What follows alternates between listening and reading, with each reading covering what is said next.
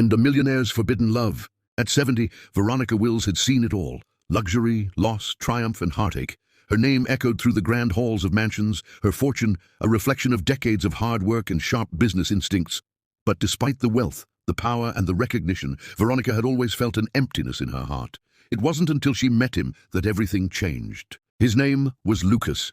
He was 19, full of life, with a smile that seemed to light up every room he entered. He was everything Veronica was not. Carefree, spontaneous, and impossibly young. She had seen him at a charity gala, standing across the room, the world of high society swirling around him as if he were out of place.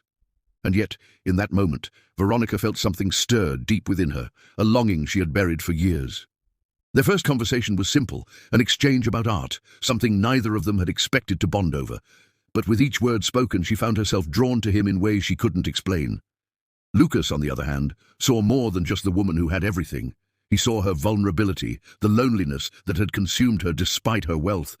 It wasn't long before their friendship turned into something more. Their love, however, was not without consequences. Veronica's children, all successful in their own right, were horrified when they discovered the relationship.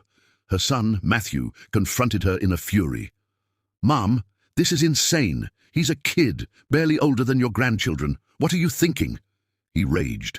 Her daughter, Claire, was equally distraught. "You've worked your whole life for this empire. Don't throw it away for someone who doesn't even understand your world." But Veronica, for the first time in years, felt alive. Lucas made her feel seen, heard, and loved, not because of her money, but for who she truly was. She didn't care what her family thought.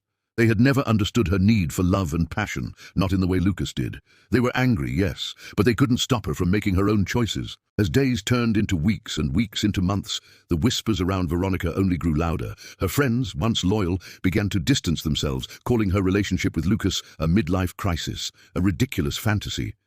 But none of their words could reach her. She was in love, and no amount of judgment would change that. Her world was a blur of scandal and disapproval, but Veronica held on to her love fiercely. Every stolen moment with Lucas felt like a defiant statement to the world that love didn't have an expiration date. It didn't follow rules. It didn't care about age or expectations. In the quiet of her mansion, Veronica would often sit by the grand fireplace, thinking about the life she had lived and the future she had ahead. It wasn't perfect. It wasn't easy. But for the first time in years, it was hers to decide. And she chose Lucas. Her family may never understand, but Veronica had learned one undeniable truth. No amount of money or legacy could replace the feeling of being loved completely and unconditionally. And in Lucas's arms, she felt that love in its purest form. This love was hers, and nothing, not even the judgments of her own flesh and blood, would take it away.